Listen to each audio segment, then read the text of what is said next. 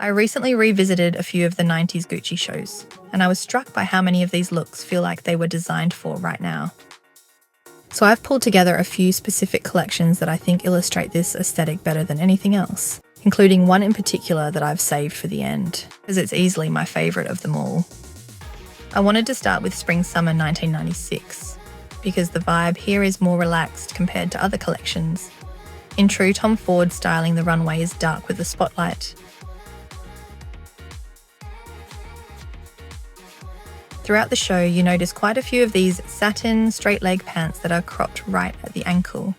And he's pairing them with lots of different tops. Tiny little crop tops, soft unbuttoned shirts, and then sharp double-breasted jackets.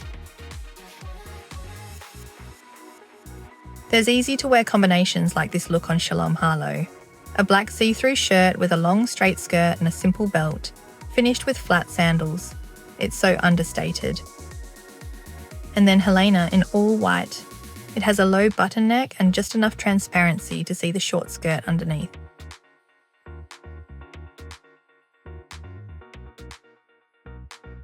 He also had the perfect short dress, long sleeves and a deep neckline held together by signature gold Gucci hardware, paired again with the Gucci flat sandals.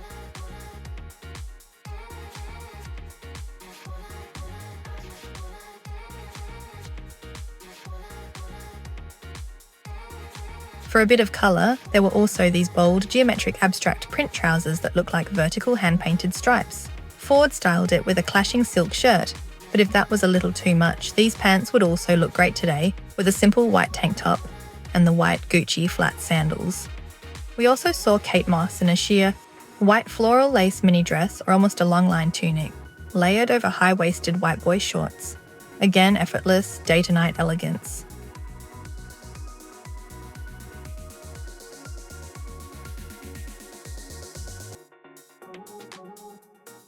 Next, we go back to the debut, Fall-Winter 1995. This was Tom Ford's first major statement for Gucci, and it was a total showstopper. This is the collection that gave us the satin shirts unbuttoned down to the navel and those iconic velvet hip hugger pants. Shalom and Kate had a moment in a monochromatic all-blue look with the satin shirt, velvet hip huggers, and Shalom with a plush mohair coat over the top. But there was also a great sense of ease elsewhere. Kirsty Hume in a beautiful simple short-sleeved red dress with a thin belt and the horse-bit red pumps. One of my favourites though is an all-white ensemble featuring a double-breasted coat over straight-leg pants. Between the sharp cut and the oversized sunglasses, it's most definitely channeling Jackie O. When Sabato De Sarno was Gucci's creative director in 2023, his Gucci Ancora collection was a direct love letter to this era. He went into these specific archives, bringing back the clean lines and that focus on real-life wearable sensuality. When you see his collections on the runway, you can see the ghost of these 90s silhouettes everywhere. And it makes these archival pieces feel more relevant than ever.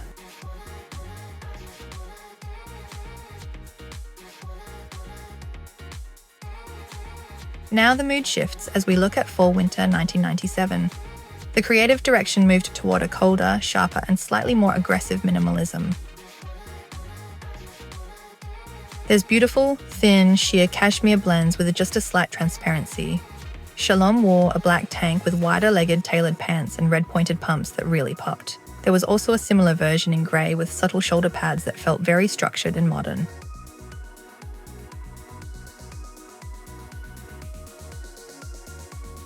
There's a beautiful play on tailoring with this wrap front blazer.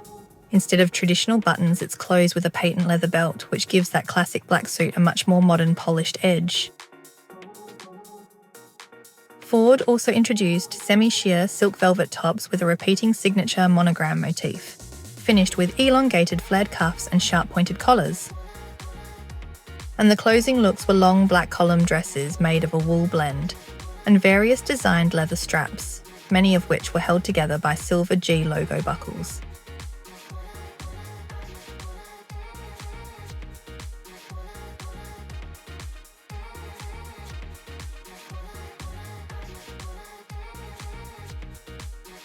finally, I want to look at Fall/Winter 1996. Kate Moss set the tone immediately. In an open, low-cut satin shirt, tailored pants, and a long, perfectly shaped coat.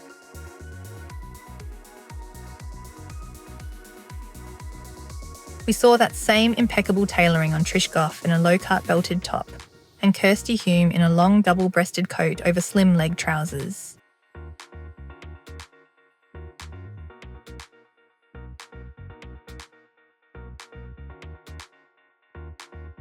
The collection eventually moves into these crisp white versions of those opening darker looks. The base is the white, low-open shirt and tailored pants with a thin black belt, then paired with a coat, including a long beige leather coat, a long white coat, a faux of course, and one white with the fur collar.